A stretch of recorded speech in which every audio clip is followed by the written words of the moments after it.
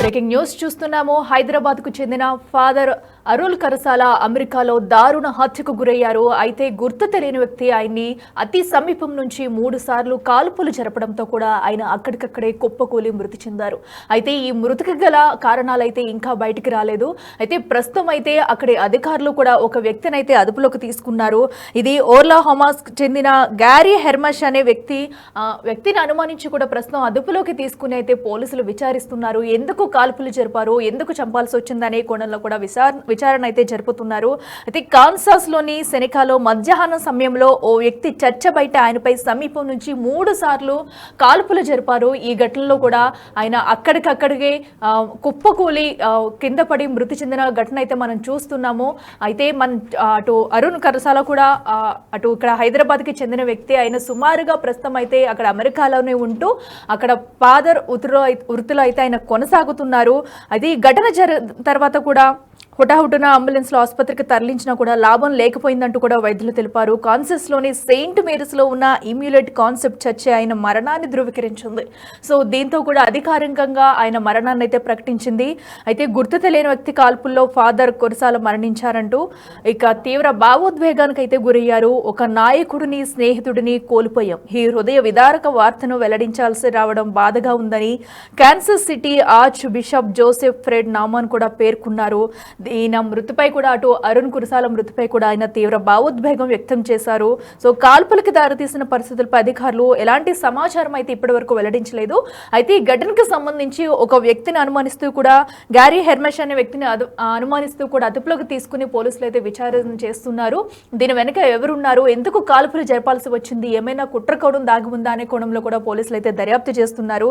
అయితే ఫాదర్ కరసాలదైతే హైదరాబాద్ నుంచి కూడా ఆయన 1994లో కడప డయాసిస్ ఫాదర్గా చేశారు. అప్పటి నుంచి కూడా ఆర్చ్ బిషప్ జేమ్స్ పి కెలెహర్ ఆహ్వానం మేరకు కూడా 2004లో కెన్సాస్ వెళ్లారు ఆయన అయితే.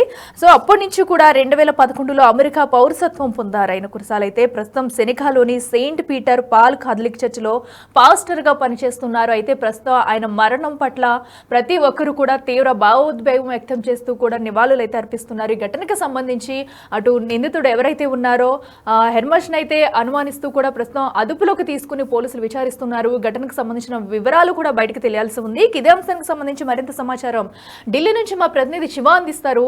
శివ, చెప్పండి, మరి హైదరాబాద్ కు చెందిన వ్యక్తి అటు ఫాదర్ కురసాల మరణం పట్ల ప్రతి ఒక్కరూ తీవ్ర భావోద్వేగం వ్యక్తం చేస్తున్నారు. అయితే ఈ ఘటన ఎవరు కాల్పులు జరిపారో, ఆ వ్యక్తి ఎవరు, ఎందుకు చంపారు అనేది కూడా సస్పెన్షన్ కొనసాగుతుంది. దీనికి సంబంధించి డీటెయిల్స్ ఏంటి?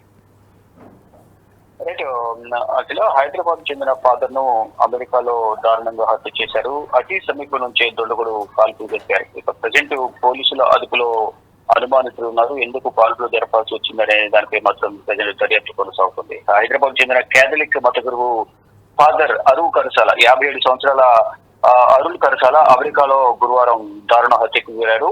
కాన్సాస్ లోని సెనెకాలో మధ్యాహ్నం సమయంలో వ్యక్తి చర్చి బయటే ఆయన కోసం వేచి చూశారు. ఆయన బయటికి రాగానే 3 సార్లు కాల్పులు జరిపినట్టుగా కూడా అక్కడున్న ప్రత్యక్ష సాక్షులు చెప్తున్నారు. దాంతో కరసాల తీవ్రంగా గాయపడి కుప్పకూలిపోయారు. హుటాహుటిన అంబులెన్స్ లో సమీపంలో ఉన్న ఆసుపత్రి తరలించిన లాభం లేకుండా పోయింది. ఇక కాన్సాస్ లోని సెయింట్ మేరీస్ లో ఉన్న ఇమ్యూలేట్ కాన్సెప్ట్ చర్చి ఆయన మరణాన్ని కూడా ధృవీకరించింది. ఎవరైతే కాల్పులు జరిపారో అతన్ని అదుపులో తీసుకున్నారు. కాల్పులు జరిపిన సమయంలో అక్కడున్న సీసీ ఫుటేజ్ ను పోలీసులు స్వాధీనం చేసుకున్నారు. అక్కడున్న చర్చికి సంబంధించిన వారందరూ కూడా ఈ మరణాన్ని ధృవీకరించారు. అంటే గుర్తు తెలియని వ్యక్తి కాల్పుల్లో ఫాదర్ కరసాల మరణించారనేది కూడా ప్రధానంగా తెలుస్తోంది. అంటే అక్కడ మంచి నాయకుడిని, స్నేహితుని కోల్పోయామని అనేది కూడా వారందరూ చెప్తున్నారు. ఈ హృదయ విదారక వార్త వెల్లడించాల్సి రావడం చాలా బాధగా ఉందని కూడా Kansas City archbishop Joseph Fred Naumann పేర్కొన్నారు. ఇక కాల్పులకు దారితీసిన పరిస్థితులపై అధికారులు ఎలాంటి అధికారిక సమాచారం అయితే ఇప్పటివరకు వెల్లడించలేదు. ఇది ఓక్లహోమాకు చెందిన గ్యారీ హెర్మష్ అనే వ్యక్తి పనిగా కూడా అనుమానిస్తూ ఉన్నారు. 66,000 హెర్మష్ ను అదుపులోకి తీసుకుని ప్రజెంట్ అయితే విచారిస్తూ ఉన్నారు. విచారిస్తున్న నేపథ్యంలో అతను ఎందుకు కాల్పులు జరపాల్సి వచ్చిందనే దానిపై కూడా విచారణ జరుపుతూ ఉన్నారు. 1994లో కడప డయాసిస్ ఫాదర్ గా కూడా ఆయన పనిచేశారు. ఆర్చ్ బిషప్ జేమ్స్ పి కెలెహర్ ఆహ్వానం మేరకు 2004లో ఇక్కడికి ఎవరైతే హత్యకు గురయ్యారో ఫాదర్ అక్కడికి వెళ్ళారో అక్కడి నుంచి సెయింట్ పీటర్ పాల్ కేథలిక్ చర్చిలో ఫాస్టర్ గా కూడా ప్రెసిడెంట్ ఆయన పనిచేస్తున్నారు.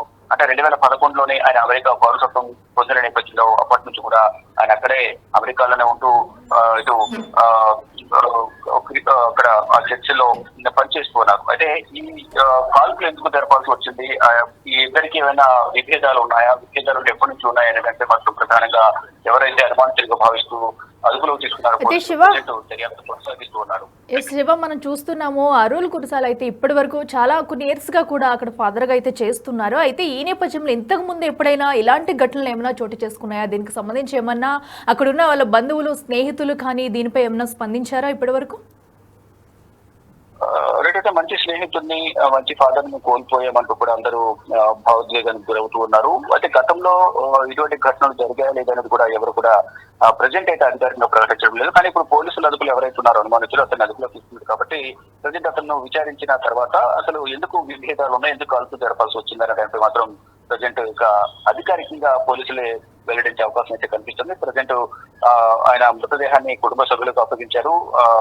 అంత్యక్రియలకు సంబంధించి ప్రజెంట్ ఏర్పాట్లు చేస్తున్నట్లుగా కూడా తెలుస్తోంది. అంటే అంత్యక్రియలు అక్కడ నిర్వహిస్తారా, భారత్ కు తీసుకొస్తారా అనే దానిపై మాత్రం ఇంకా సస్పెన్స్ కొనసాగుతోంది. కానీ అనుమానించిన కాల్పులు జరుగుతున్న వాళ్ళని అదుపులో తీసుకుని అయితే ప్రజెంట్ పోలీసులు దర్యాప్తు చేస్తున్నారు. కాల్పులు జరగడానికి ప్రధాన కారణం ఏంటి అనే దానిపై మాత్రం ప్రజెంట్ దర్యాప్తు కొనసాగుతోంది. అట్లా అయితే శివ, ప్రస్తుతం అయితే గ్యారీ హెర్మాష్ అనే ఒక 66 ఇయర్స్ ఉన్న వ్యక్తిని అయితే అదుపులోకి తీసుకున్నట్లు తెలుస్తుంది. అయితే ఘటనా సమయంలో ఇంకా ఎవరైనా చుట్టుపక్కల ఉన్నారా, దానికి సంబంధించిన సీసీ ఫుటేజ్ కానీ ఏమన్నా ఆధారాలు కానీ సంఘటనా స్థలంలో లభించాయా?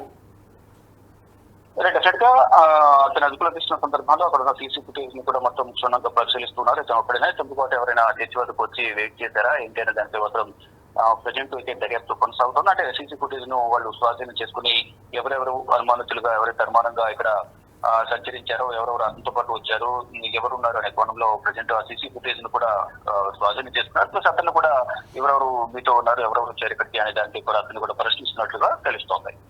Okay, right Shiva, thank you. Yes, చూస్తున్నాం కదా, ప్రస్తుతం అయితే అమెరికాలో అరుల్ కరసాల మృతిపై ఆయన స్నేహితులు, కుటుంబ సభ్యులు కూడా తీవ్ర భావోద్వేగం వ్యక్తం చేస్తున్నారు. అయితే ఈ ఘటనకి పాల్పడింది ఎవరు అనే దానిపై కూడా పోలీసులు దర్యాప్తు చేస్తున్నారు. ఇప్పటికే కాల్పులు జరిపిన అనుమానితుడిని గ్యారీ హెర్మష్ అయితే అదుపులోకి తీసుకుని పోలీసులు విచారిస్తున్నారు. వీరికి ఈ మధ్య ఏమన్నా తగాదాలు ఉన్నాయా, ఏమన్నా ఘర్షణలు జరిగాయా, అసలు ఎందుకు కాల్పులు జరిపారు, కాల్పులకి ముందు అక్కడ ఏమైనా రెక్కి నిర్వహించారా, లేదంటే అన్ఎక్స్పెక్టెడ్ గా ముందే అతను వస్తున్నారని తెలుసుకుని ఈ కాల్పులు జరిపారా, అసలు ఏం జరిగింది అనేది కూడా విషయాలు ఇంకా అధికారికంగా అయితే బయటికి ప్రకటించలేదు. మరి అయితే దీనిపై విచారణ చేస్తున్నారు. విచారణ అనంతరం కూడా ఈ ఘటనకు సంబంధించి అటు అధికారులు అయితే పూర్తి డీటెయిల్స్ అయితే బయట పెట్టే అవకాశం కనిపిస్తుంది. ప్రస్తుతం అయితే ఆయన అంత్యక్రియలకు ఏర్పాట్లు అయితే చేస్తున్నారు. మృతదేహాన్ని కూడా వారి కుటుంబ సభ్యులకు అందజేసి అక్కడే అంత్యక్రియలు కూడా ఏర్పాట్లు చేస్తున్నట్టు తెలుస్తుంది. మరి అంత్యక్రియలు ఎక్కడ చేస్తున్నారు అనేది కూడా ప్రస్తుతం సస్పెన్షన్ గా ఉంది. అయితే ప్రస్తుతం ఇక ఈ ఘటనకు సంబంధించి పూర్తి సమాచారం రాబట్టేందుకు అక్కడ అధికారులు, పోలీసులు కూడా విచారణ చేస్తున్నారు. మరి ఎలాంటి విషయాలు బయటకు వస్తాయి, ఎందుకు ఈ కాల్పులకి పాల్పడ్డారు, దీని వెనక ఎవరున్నదో అనేది కూడా విచారణ చేస్తున్నారు.